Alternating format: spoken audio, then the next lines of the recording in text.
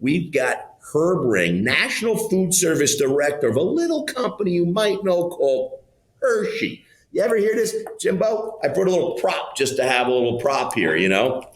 I thought, listen. I got to tell you, I'm not just a podcast host. I'm also a fan. I'm also a fan. Yeah, listen, we got Herb Ring here. Herb, before we get into it, because we got a lot to talk about you, your career, and everything going on at Hershey, because there's big stuff. Let's just talk a little about going back. Let's take you back a little bit to Hillsdale College, 1982. Going back, Hillsdale College.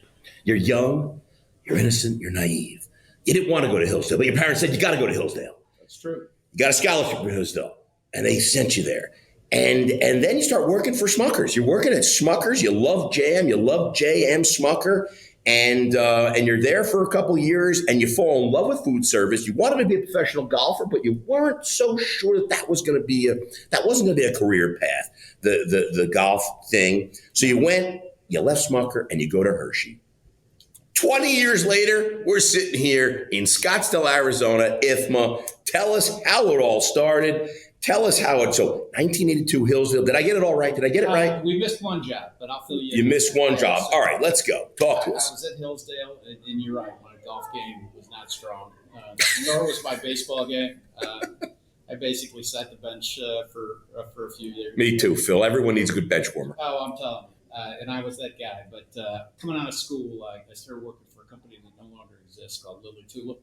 And they manufactured paper cups and plates for companies like that. Was like Dixie? Yeah, the same thing. Awesome. So competitor album. And so that worked out really well. I did about 4.5 years there. And that's where I really started to cut my teeth on food service. I'd grown up in restaurants, worked at everybody's place except for McDonald's. I'm a third generation food service guy. My grandfather was in it. My dad ran businesses. His claim to fame, besides running the sports service, was running the '84 Olympics food service. But I didn't want to be an ops guy. That's a tough job. You're on your feet all day long. And this opportunity came around, and so it worked out really well. But then they got bought by a competitor called Sweetheart, which was owned by Fort Howard. Yeah, I remember Sweetheart because of the little hearts on all the cups, right? Yeah. Great company. But when they got bought by Fort Howard, it went down real fast. And this opportunity. Never liked that company. Fort Howard, never liked them. They were tough. Jimmy liked them. I didn't like them. Yeah, there you go. But then the Smucker opportunity came, and I did my research on it and said, yeah, this is a place I need to work. It's a family-run, family-operated, family-themed company, and I thought that felt well for me. So I made sure that I was the first interview, and I asked for the order, and for whatever reason they gave it to me. Started out as just as a broker manager. I had most of Ohio, Western PA, upstate New York, West Virginia, Kentucky, and spent a lot of time in the car. 70,000 miles every year. The beauty was I got a brand new car. Yeah. Was Smucker buying you the car? Yeah. Were they leasing the car for you? This is back in the day where you didn't have to pay for the. What kind of car were you getting? It was a Buick Skylark. It was a one upgrade from that. With the velour seats. Oh, I'm telling you, it was a sweet ride. V8 probably. Brand new. So did that for a couple of years, and they decided to start a national account team. I was next in line, so for a couple of years I was dealing with a soft serve product that they had at the time called Frutage, very similar to what Dole Whip is. Yep, sure. Orange Whip. Yeah, same.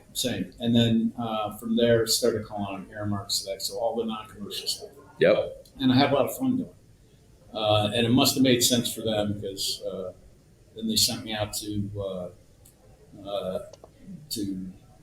take a look at a couple other things. Eventually ended up with the national job with them. I was out on the West Coast for 7 years. It's where I met my wife. She was buying the strawberries for them. I was out in Monterey. And my golf game actually improved. They sent me out and said, hey, we need you to entertain. We haven't had a presence out there for a while. We'd like you to take him to play golf, go to dinner, get him to come and see the plant. The plant is really a beautiful place. And, I said, okay. And went out there kind of kicking and screaming because I'd only been to Monterey once, but I just was far away from my family and I was a little nervous about it. But fell into it very quickly. When I went out, I was at 13. When I came back, I was at 4, had a family, and now I'm 26. Whoa, wait a minute. You went from a 13 to a 4. Now you're a 26? Yeah, well, you don't play as much and swing gets slower. Phil, I've been telling Herb, I've been telling everybody you're a great golfer. For this podcast, you're still a 4, okay? I can't tell everybody you're a 26. Yeah. If only that were true. But at any rate, had a blast with them. And then came back from the national job back in 99 and realized very quickly that it was a great place to be, but I was training 5th generation for the job I wanted. And then this opportunity with Hershey came along. I love it. And I tell you, I was really interested in it because they really didn't have a food service sales force or marketing team. Yeah. So I was able to go ahead and put my stamp on it, so I went all in. And, I started out with 6 people, just in sales, a couple towards national. What was the first thing you sold at Hershey? First thing I sold. Got to be the chocolate sauce, chocolate syrup. Yeah, it is. And the funny thing is that the reason I got the job, and my manager told me a little bit later, but I went in and said, I'm perfect for this job. And he said, why? And I said, because I know how to sell your chocolate syrup, because you guys haven't been doing it for the last 20 years that I was working at Smucker's. We've been stealing your business all the time. What was Smucker's selling? They had a Sunday syrup. Oh, just the Smucker's brand? It was just the Smucker's brand. And, Smucker's is a well-known brand. Sure. It was easy because they hadn't seen anybody from Hershey. So, long story short, it went really well. I was very pleased with it.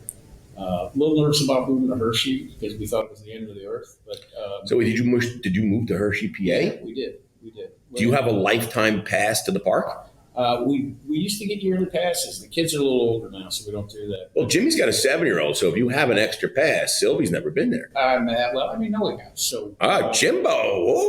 Oh, look at that! First, we get a $20 gift card from Ted's Montana Grill. Now we get free passes for the entire family. It's a good day for Jimmy. Oh yeah, no man, you got to know a guy. You got to know a guy. Yeah. But it was interesting when we moved out there. It was the second time I'd moved my wife pregnant.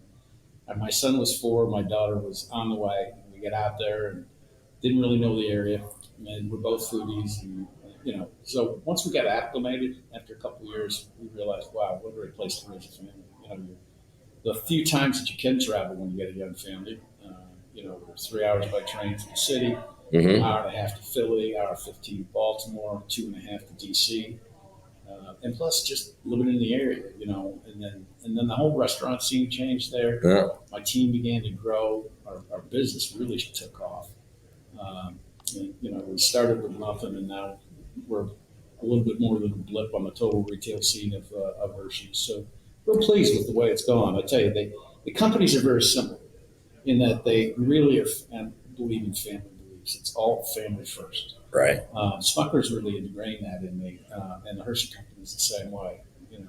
Nowadays, sometimes that's hard to find. I think more companies are going that way, but I've been blessed. I have been blessed. Thank you so much for all that. That was awesome. Schatz has already talked at length about your golfing prowess. Me, I'm not much of a golfer. No, I play with Jimmy's horrible. I do understand the sport, and I also golf is the backdrop for one of my favorite isms, which is you drive for show and you putt for dough. I talk in a physical restaurant. I talk about the front of house being where you drive, and the kitchen is the back of house. But I'll also add, in terms of the putting winning games in the food service industry, it's often the fundamentals of quality food preparation, consistency, customer service, cost management. These are the putts, the elements of putting that will achieve greatness and success, and certainly profitability. Can you share more about your relationship with food service clients, and how do you help them avoid the challenges, and I'll stick with the theme, the sandpits, so to speak? Yeah, we're blessed with big brands, and we're really kind of the anti-economy fixer. So where my business grows is when traffic slows, because Mr. QSR suddenly doesn't have the traffic he needs, but he knows that if he can add a Reese-branded ice cream sundae to his menu or whatever it is, that he's going to drive traffic. It's going to drive traffic. And he'll bring people in. And oh, by the way, he's astute enough that if he gets them in the door, not only is he going to sell them the burger, the fries, and the sundae, but he's going to add on a few more things too. And we spent a lot of time and money understanding that not only will you sell more when you use our brands, but you can sell for more. And that's a big key and an easy way for us to talk about it. And we don't just do it with restaurants, we do it with C-stores, in-store bakery, across all sorts of non-commercial. At this conference, I've had 6 different universities walk up to me and say, hey, I saw you speak last time. We like your program. Can you come out and see us? It's just, it's not because of me. It's because of the program. And Herb, my marketing. stop it. It's because of you, Herb Hershey. 20 years ago, I didn't even know the name Hershey. Okay? Herb Ring comes there with his golf game, and Hershey's a household name. That's all I'm going to say. Yeah. Okay, Jay, Smucker lost you. They lost you.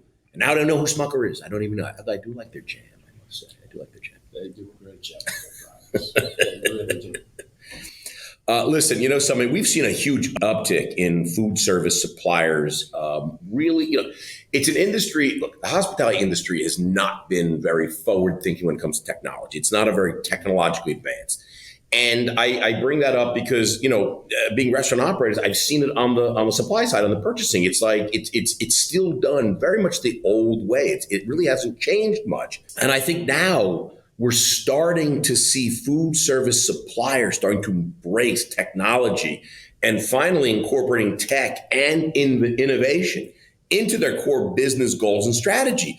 Can you share a little bit about Hershey's and how you're using technology and innovation and insights and data, et cetera, to help drive better decisions and help your product and your roadmap, et cetera? Like what's going on at Hershey that and you're using the tech and innovation? Yeah, it's really more about data for us, especially in food service, because for food service at Hershey, people think that we're selling this candy bar all the time. That's a delicious candy bar. It's less than 20% of my mix. The majority of what I would have thought 100%. Yeah, no, Jimmy, it is. But what we do is we unwrap it and we chop it and we sell it as an ingredient. Every different way, and that's a different ballgame. So about 82% of my mix is ingredient. It'd be it chips, cocoa, syrup, and then a lot of chopped candy. So my number one customer is Dairy Queen. And we're selling them chopped Reese cups and chopped Heath bars. Jimmy, did you hear what he just said? Dairy Queen, that's Jimmy's favorite. He loves Dairy. He even has a song. I tell you, they are a great partner. They have done wonderful things for us. So Warren Buffett owns Dairy Queen. He does. Yeah, because he loves it, because he loves the dip. He loves the dip. Yeah. I tell you, it's been an amazing ride. We've got 4 different ways we go to market. I've got a national account sales team that handles, say, the top 100. I've got a brokered sales team that handles basically. I've got 4 people that manage broker sales team of about 600. That company is called the Core Group. Great people, and they're calling all the regionals. They're calling on a lot of the individual non-commercials.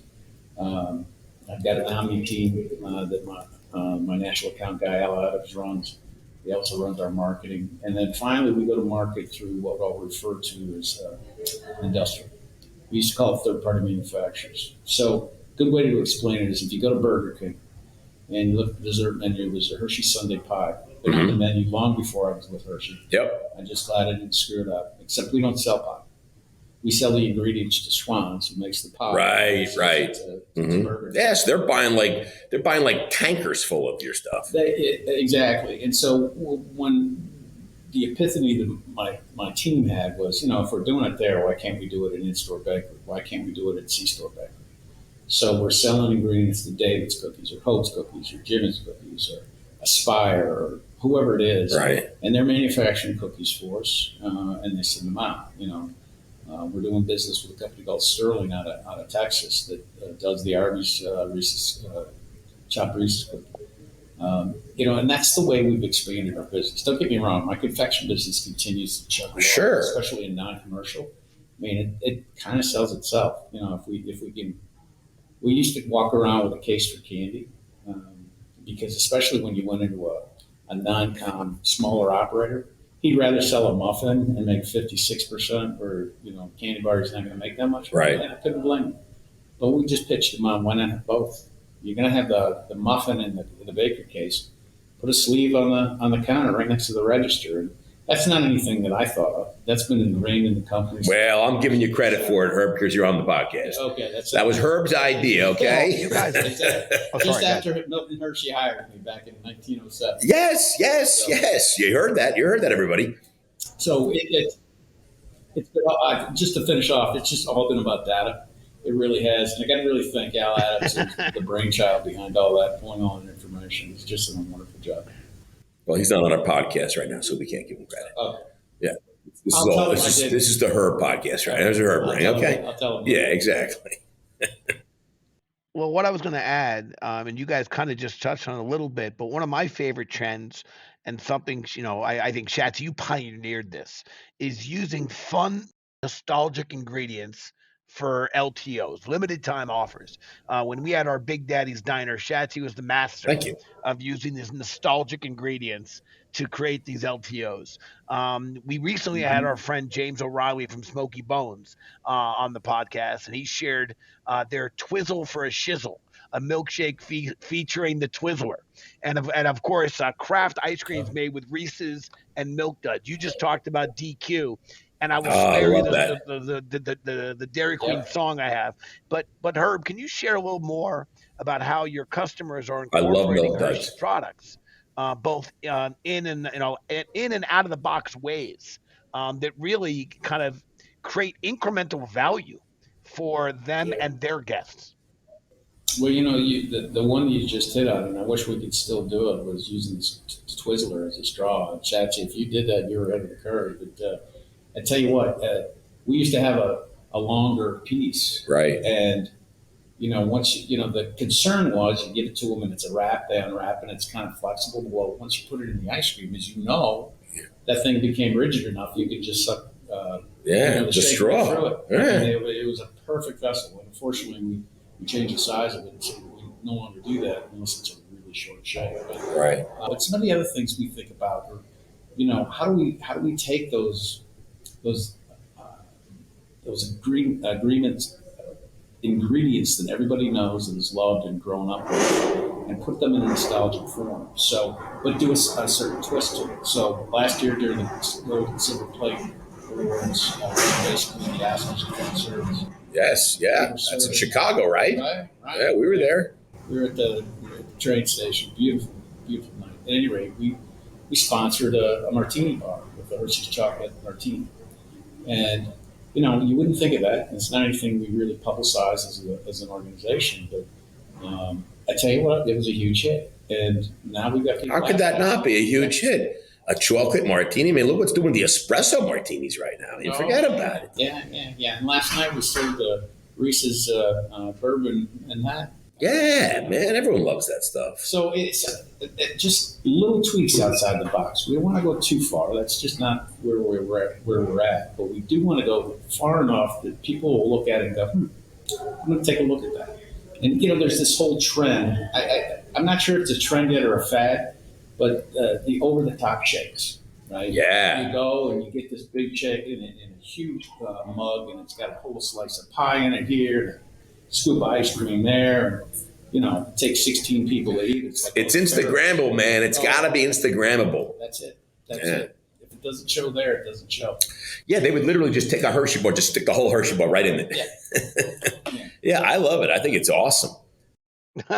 I agree. Listen, I want to kick into talking back. When Shatsy and I started the podcast, we clearly enjoy having guests come on the show, and we get to ask questions. We learned along the way that sometimes our guests had a question or two for us. So let's kick off talking back. Herb will give you the microphone. Nothing's off the table. The microphone's yours, my friend. How long have you guys been doing this? Well, we're doing what exactly? Like the podcast. Because I thought I saw this as I've seen a couple of different numbers. I saw 125. I saw 175. I know you're not doing 4 a day, but how long have you been at this? I mean, because you both were in the industry for a while, so yeah, we're still in it. We are first and foremost, we are restaurant owners and operators, and we are investors in hospitality, tech, innovation, food service, and emerging brands. I mean, that is first and foremost. The podcast is really a marketing tool to to help us promote what we're doing, our partner companies, our friends, our, et cetera. So we've been, I think, 156 episodes, Jimbo. Something like that. But I'd say it's about, in terms of timing, I guess we've done that about over 3.5, 4 years. Yeah, so it's about weekly now. So yeah, I'd say so about 4 years we've been doing this. Well, we used to do it once a month, and then some of those we had to increase the frequency to weekly. Now it's every Tuesday. Oh, no kidding.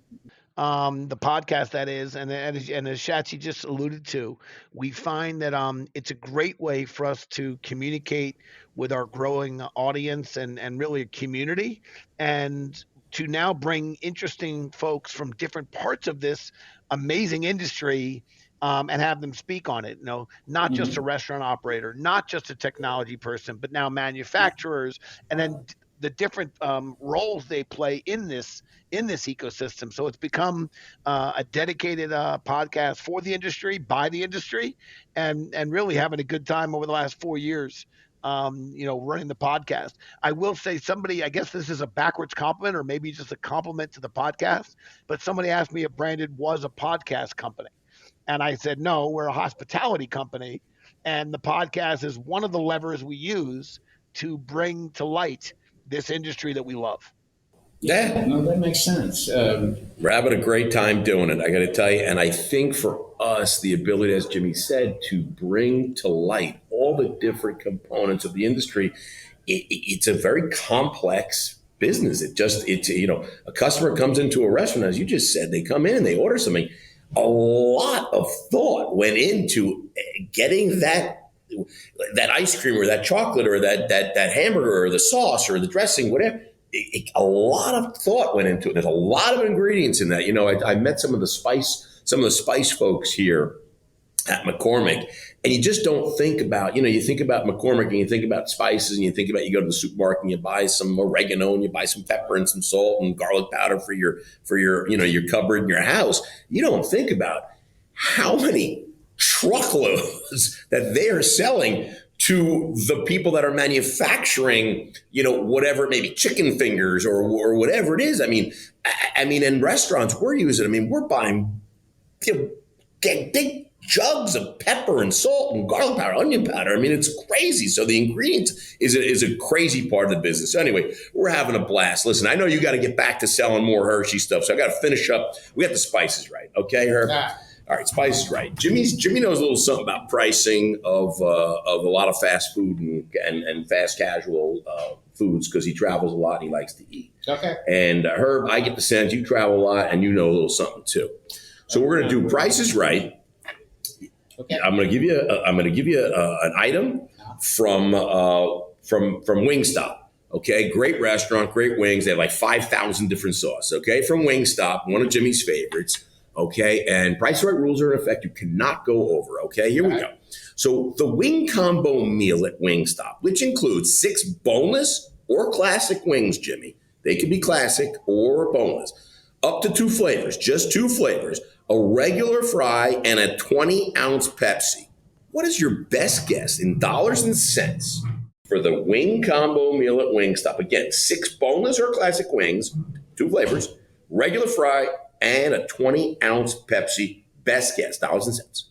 Herb, you go first. $8.49. Jimmy, he didn't even think. He didn't even blink. He went right to $8.49. It gives me the idea. Oh, by the way, this is from the New Jersey location, Herb. Do you care to update? It's a New Jersey location. Do you want to change your bid? No. He's sticking with it, okay? Jimmy, New Jersey Wingstop, $8.49, Herb said, for the classic wing combo meal at Wingstop. What are you going to say, Jimbo? All right, I don't feel confident in my guess, but I will not change my guess because of Herb's number. But I'm going $6.99. Wow, that is really inexpensive. I got to tell you, Herb is the winner again. Jimmy, you have not been good at this. It's $12.99 for 6 boneless or classic wings, 2 flavors, a regular fry, and a 20-ounce Pepsi in our local New Jersey location, Wingstop. $12.99. You guys are really off a little bit there. Inflation, huh? I haven't been in a Wingstop in a while, so shame on me. Yeah, no, I got to tell you, but $12.99. I think you got. I would have went with your like $8.49. I would have thought like $9.99, $12.99. Wow, Jimmy, I'm sorry, I'm not shaming. didn't realize that. I mean, wings are expensive, though. Wings are expensive. All right, listen, let me jump into the branded quick fire real quick. Herb, I'm going to ask you 5 lightning round questions, okay? Right. Don't think too hard. Don't think too long. First thing that comes to your mind, Arizona Cardinals, Phoenix Suns. Suns. Favorite Arizona-born celebrity? Is it Miss Stevie Nicks, Mr. Alice Cooper, Miss or Mrs. Emma Stone, and Linda Wonder Woman Carter? Well, that's a tough choice, but I got to go with Alice. I got to play golf with him last year or 2 years ago. He was here, right? Phenomenal. By the way, the guys play. Yeah. You know what, Jimmy? I'm having dinner with Dan Rowe tonight. He said he was playing golf with Alice Cooper today. Big hitter. Big long ball. Yeah, Alice Cooper kid. True or false? True or false? De lava, Dalai Lama. Phoenix is the only state capital with a population of more than 1 million residents. True or false? I'm going to guess true. That is, Jimmy, do you care to guess? Sure. False. Jimmy's just going contrarian. Whatever. It is true. After New York City, Los Angeles, Chicago, and Houston, the city is the 5th largest city nationwide. That's right, people. Do you come to Arizona for golf or for the canyons? Golf. All right. I like it. That seems to be what most people are going with. All right, here we go. We're stranded in the desert here in Arizona somewhere, okay? You got to be stranded with Jimmy, or you can be stranded with Shatsy. To survive, you got to get out. Survive. To survive, who do you want to be stranded with when you're thinking about survival? Who is it? Is it Jimmy or Shatsy? Let me ask you one clarifying question. Yes.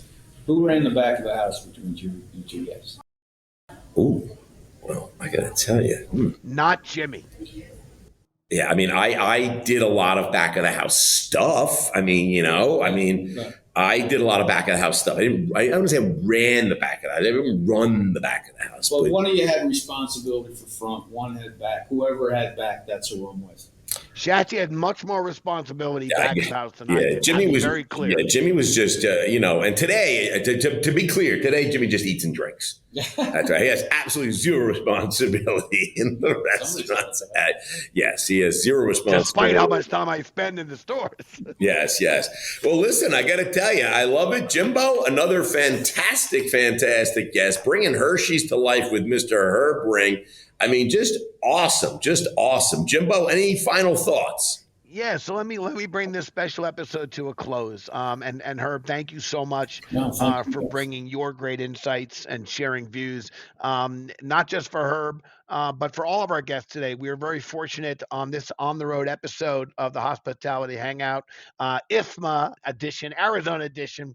We had George McCarrow, the CEO of Ted Montana's Grill. We had Phil Karafakis, the president and CEO of IFMA. We had Mr. Herb Ring right here, National Food Service Director at the Hershey Company.